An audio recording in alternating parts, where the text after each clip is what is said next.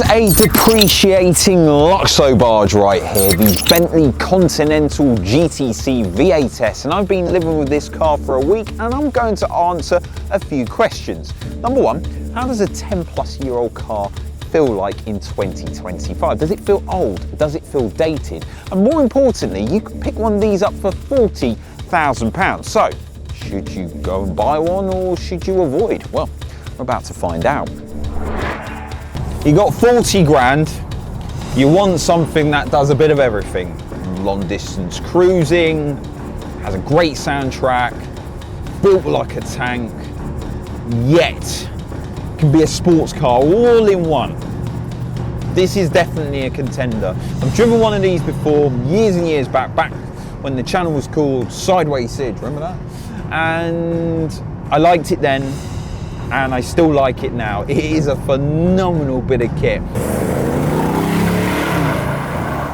Definitely, it's a reminder not to buy the W12, buy the V8, convertible, coupe, it doesn't matter. This one's for sale at MI Cars.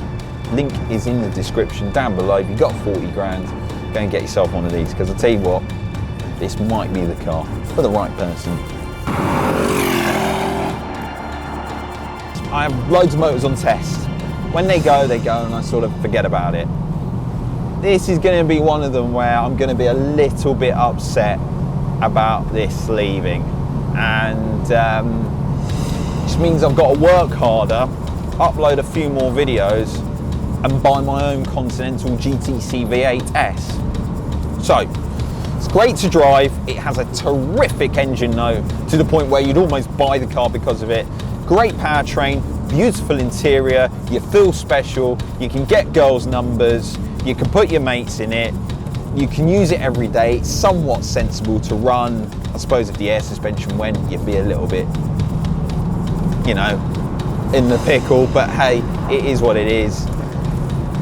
Things I don't like, I suppose there's bits of VAG group interior in here. I mean, like this center console, infotainment display, and some of these that come straight out of the Scirocco, but does that really matter? Not really. It's a special car, the Conti GTC V8S, and even though this is around about 30 to 40 grand less than, say, the next generation 2019, 2021 Bentley Continental GT,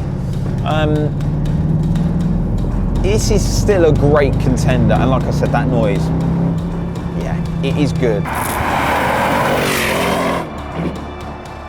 Yeah, look, it leans into a corner, it gives you a bit of suggestion of what it's like. It starts to push a little bit wide, but like I said, you could just peel off the throttle and get that nose tucked in. I mean, a W12, the front end would get away from you. Does that matter to most people that are looking to buy this car? I suppose not, but hey, someone's got to tell you some bullshit info.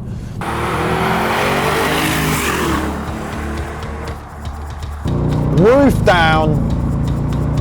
It's definitely not holiday romance because I am in Bradford, and yet I'm enjoying myself. This body control is so well tied down, it's uncanny. Ooh. And you've got that soundtrack to accommodate with it.